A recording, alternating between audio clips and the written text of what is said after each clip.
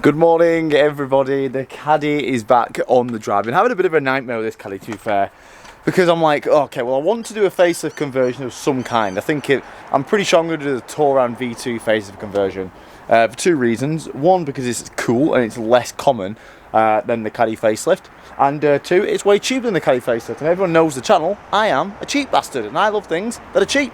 So I think we're going to do the Touran V2. The issue is trying to find a Touran V2 is quite annoying. Trying to find one that's somewhere close by anyway, and the issue with that is I'm not sure it'll fit in the X5. I know it'll fit in the van, but obviously the van at the minute isn't running, so I can't put it in. I can't use the van to go and get it because I can't drive the van without this wing on. There's no point in me buying a wing for like 60 or 70 quid for this car just to go and get a facelift. So I'm really annoyed. Like I would buy a white one for cheap and just drive around on the white one until I get the Touran one, but I'm not going to spend like 70 quid to get a wing which is a different colour, because I don't want to drive around on the wing with a fucking blue wing on a white van. So I kind of need a Touran conversion that's somewhat close by, so if I have to do 2 trips it's not the biggest deal in the X5, but I just can't find them anywhere. You know, my experience with people who break VWs, they just never respond, or things sell so fast. I don't know, it's just not a fun experience buying second-hand parts for a VW. I did notice one of the comments in the last videos, it was like, always whinges about VWs, buys a VW. Anyway, today, in the last episodes, you'll see that we tried to change the arm, and all of the bolts in the subframe were ruined. All the threads came out the subframe. Some smart person messaged me in the comments and said, where those bolts are, Lee, you do realise you can remove that. It's a subframe arm, it's not actually part of the subframe. And out of every single person who watched the video, only one person said that, so I'm not sure if this is a common thing. I actually spoke to a person who's got a caddy, and he didn't know this either, so I'm guessing not many people know this. So today what we're going to do is, instead of having to drill out all the holes in the subframe and find a way to tap them and all that crap, I went and bought a part from a VW breaker. I actually got a part of a VW, can you believe it? A part of a VW breaker. I actually got one. This was easy to find as well. Where the hell is it? There it is. So this is a subframe bracket arm type of thingy-majig, and apparently this bolts onto the subframe, or it wedges between the subframe, and then the arm bolts onto this. And I got this for 20 quid. So let me just put that into perspective. How much it cost me driving to a tool shop, getting a proper drill bit and getting this and that. I could have just gone and got this for the same price. So it is what it is, we didn't know. So today we're going to be fitting this, and hopefully we can have the caddy is actually driving now. It's actually driving, but it's only got 2 out of 3 bolts holding the arm on, so it's not really ideal. So what we're going to do is we're going to fit this. I have no idea how it goes on. I have no idea what the bolts are like holding this on. Hopefully I don't snap more bolts going into the subframe. But apparently we've got to drop the subframe a little bit, and this wedges between the body of the car and the subframe. I'm not quite sure, to be honest, but we're going to find out. So let's jack the car up and let's get going. But I finally bit the bullet and went and bought a new battery. I charged this battery up. I charged it over like 3 days in there, and then I left it off charge for a day and it like dropped a load of voltage, so it's not holding any charge. But now she fires up on a button. So the caddy, well, she's actually running now, which is great news, but obviously we just need her a bit more safe, really. So not a wing and not two bolts holding the arm on. But so we're going to sort one of those problems today.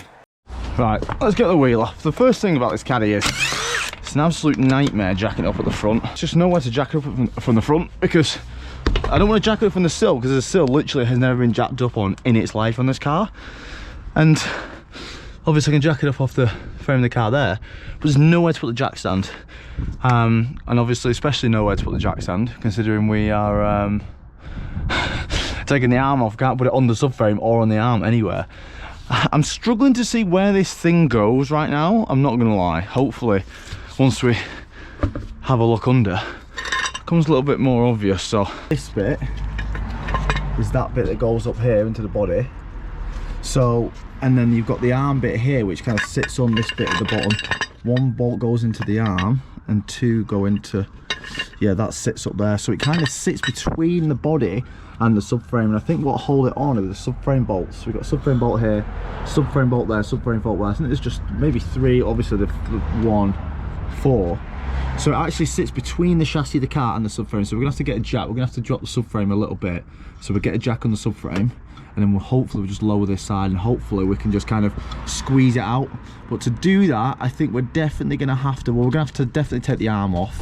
Hopefully we'll have to take the drop link off and the anti-roll bar. Hopefully we can just slide it in that way. It looks like it will literally just slide in that way like that, if we've got enough room between the subframe and the chassis. So let's get this arm off. We've got a few bolts here, bolt here. Hopefully we can just keep it on the hub and just swing it out of the way, but let's see. Promise I also, I'll pray even, I don't have to take the God, this arm's tight in there, isn't it? Jesus, fucking hell. I pray that I don't have to take the drive shaft off either. Bloody pray.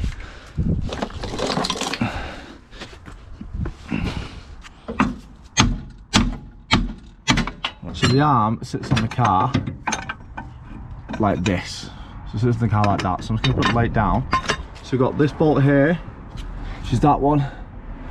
We've got this bolt here, which is that one. These two hold the anti-roll bar on, which I'm terrified about taking off because they're small and I hate small thin aluminium bolts.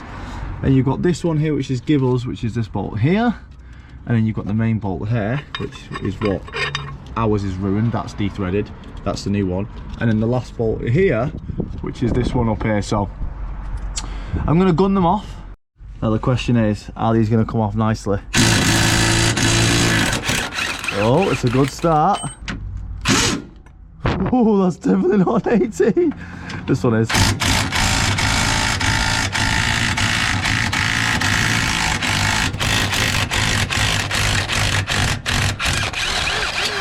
Perfect.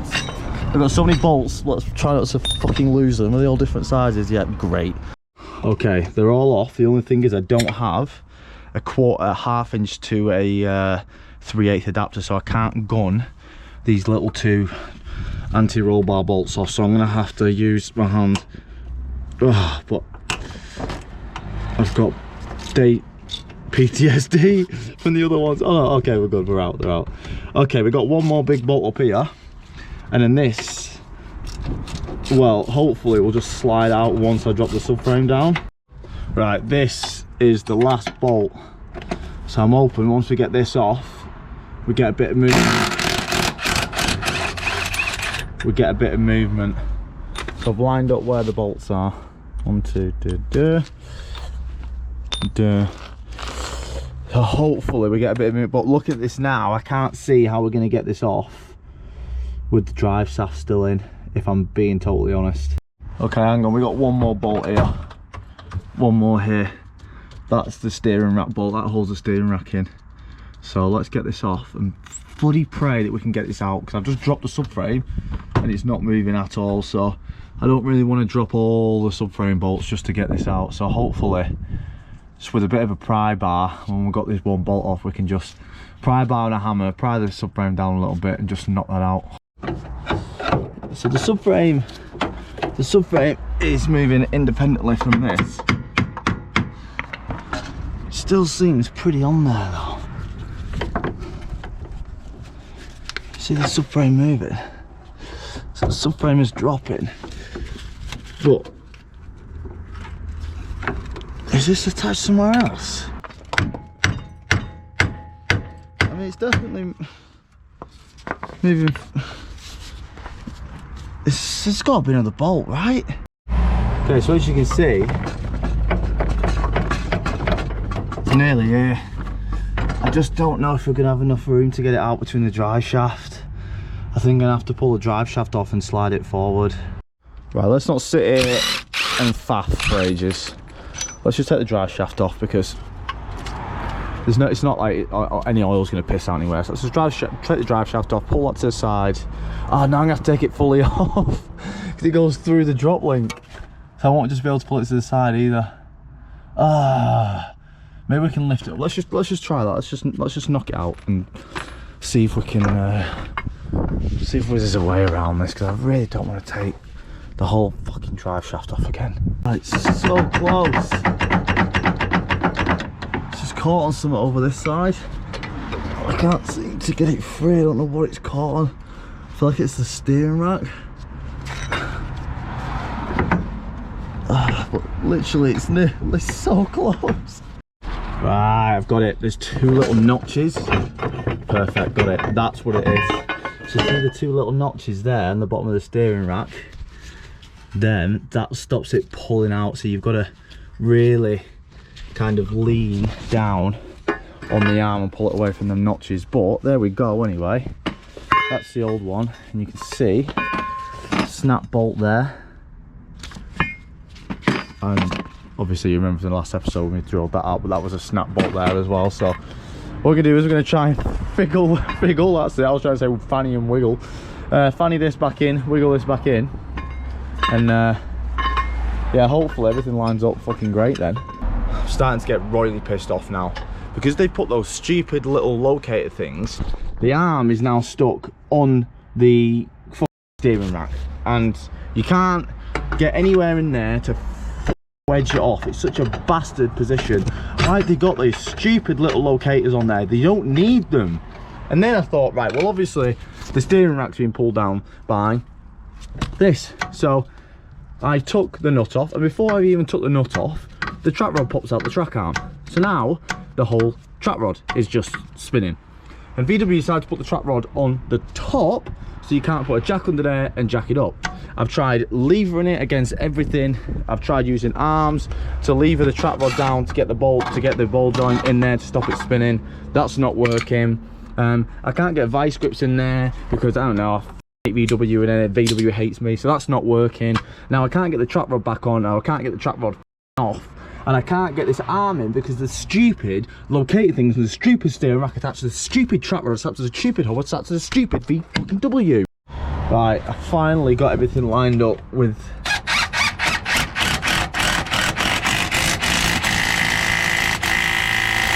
the subframe bit. Finally, honestly, Jesus, now we've still got to figure out how to get these bloody track rod end back in. Okay, the subframe arm's on, the drive shaft's back in. Now all we've got to do is just put this arm back in there. Now it was a bit of a pain getting the arm into that bit last time, I'm not going to lie. Let's hope it's not going to be this time. And then we put the arm back on, and then we're done on this side of the suspension.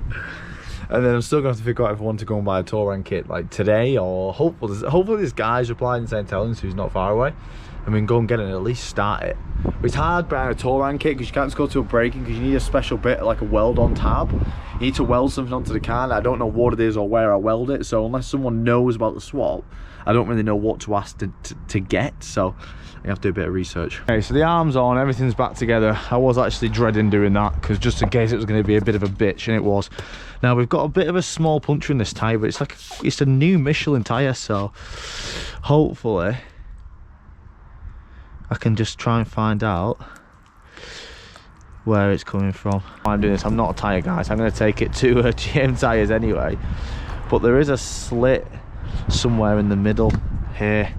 I just wanted to make sure it's not coming from that.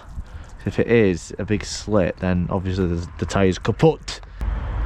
To be fair, this is not working, there's way too much soap in there. I'm just going to take it to GM tyres. Right, let's go and take this wheel's GM tyres, and let's pray that it's either just a puncture or just a D-bead or whatever. Let's pray we don't need a new tyre. Let's pray it's a puncture or just a D-bead. It was just a D-bead, which is, well, not a D-bead, but the bead was leaking, so yes, don't have to spend for another tyre. I think you just clean it all up with the wire brush, put some bead sealer on, and off we go. Every time I take a troublesome wheel and a troublesome tyre, Jensen sorts it. What a legend. So let's go home. Let's put, what am I doing with my gears? I'm changing gears every fucking 2 seconds. Let's go and put the wheel on. And I think I've been messaging a Touran guy. There's a guy with a Touran V2 front end in St. Helens. He's asking for just a little bit too much, considering the wings aren't in good condition. But I think I can get him down. I think what we'll do is I think we'll go and collect it in the X5. I'll see if we can get it for the price that I want. He's asking 330, which is probably just a little bit too much, considering that both wings are pretty rusty. But I'm gonna say 250, and let's see if he'll take it, or at least start with the 2, and we'll go and get it. The wheel is back on, she's all up and running. The new battery's going. I need to actually tighten the battery down, to be fair, but what I'm going to start doing is just to stop it from dying. I'm actually going to, every time I park it up and leave it for a while, I'm just going to unplug the negative. Makes a lot of sense. I'm annoyed because this kind of works, but then kind of doesn't work. Like, it doesn't let me press finish up here, which is really, really, really annoying. It kind of works in other places, but the top right of the screen just doesn't, probably wouldn't even need to use that, but because I can't get off this bloody thingy mode, like I can't do anything. Must be everything up here just doesn't work, touchscreen, which is annoying because it's like a decent-ish radio, so annoying. Whoa, the caddy looks different.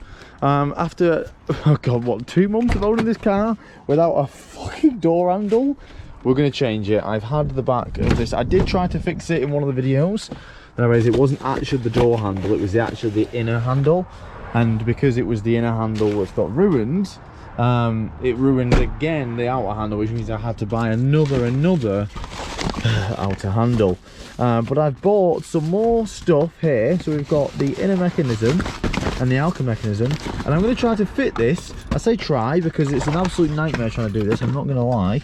I'm going to try and fit this, and hopefully we'll have a done door handle on the X5.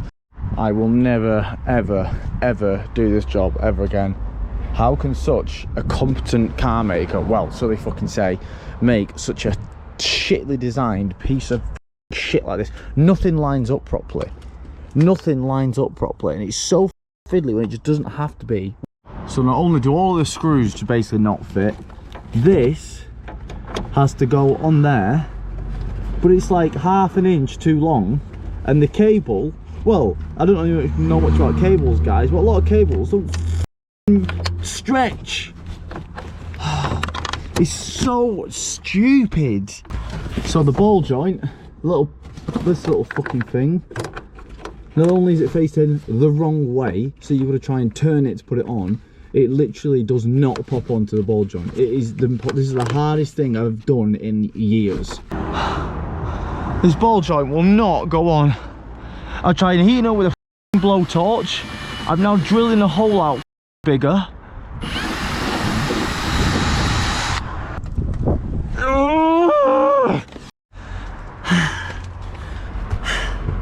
I'm done with this shit, mate. I'm done of working on these shitbox cars. I've done it. Fucking yay, my shitbox BMW opens outside the door now. Great, what cost my sanity. Right, I'm going, guys. Thanks for watching. Love you all. See you in the next one.